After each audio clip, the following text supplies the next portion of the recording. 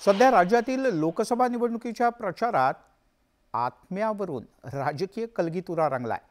पंतप्रधान नरेंद्र मोदी यांनी पुण्याच्या जाहीर सभेत शरद पवार यांचं नाव न घेता बोचरी टीका केली होती आणि त्या टीकेमुळे लोकसभा निवडणूक प्रचारात वादाचा भडकाच उडालाय। पाहूयात याच संदर्भातला एक खास रिपोर्ट। मग जसे भटकती आत्मा असते ना, तसं काही एक वखवकलेला आत्मा सुद्धा असतो, बुभुक्षित आत्मा असतो। कुछ भटकती आत्माएं होती जिनकी इच्छाएं पूरी नहीं होती, जिनके सपने अधूरे रह जाते हैं, वो आत्माएं भटकती रहती हैं। हे स्वतःसाठी लढतात, मी माझं माझ्यासाठी आणि सगळी कामं मित्रांसाठी। फिर खुद का नहीं हुआ तो औरों का भी बिगाड़ने में उनको मजा आता है।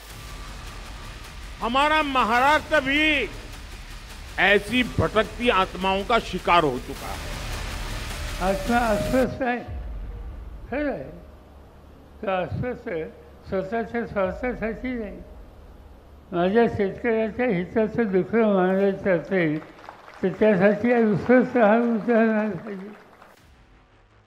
आणि मुख्यमंत्री बनायला लोकांची मतं लागतात। ते एका फोनवर जसं तुम्ही बीसीसीआयचा अध्यक्ष केले शहानी त्यांच्या मुलाला, तसं मुख्यमंत्रीपद नाहीये।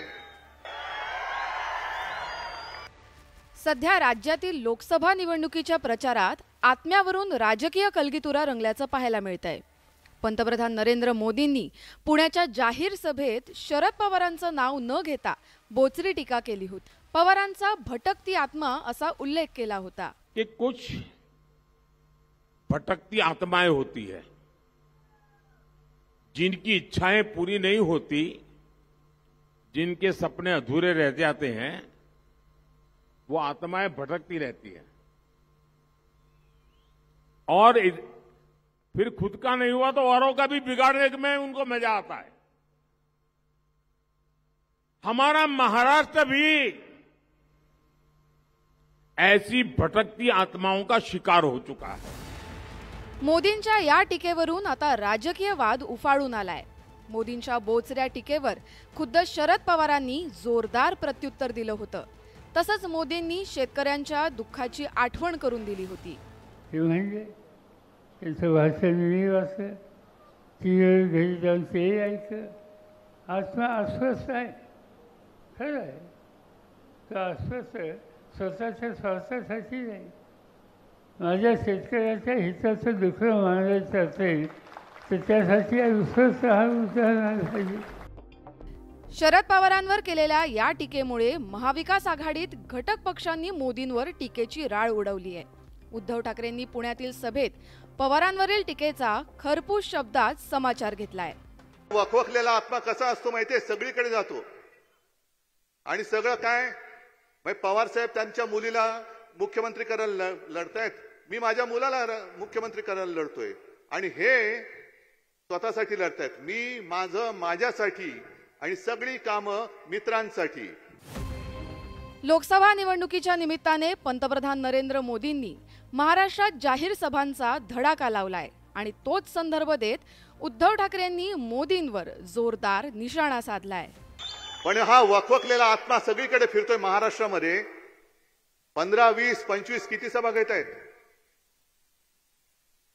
पण जर त्या वखवकलेल्या आत्म्याला जरा जरी संवेदना असतील तर जिथे जिथे फिरतायत तिथे तुमच्या नादानपणामुळे या शेतकऱ्यांनी आत्महत्या केल्या, त्यांच्या आत्म्यांकडे बघा, त्यांच्या घराकडे बघा, त्यांच्या घरातल्या तुटलेल्या मंगळसूत्राकडे बघा।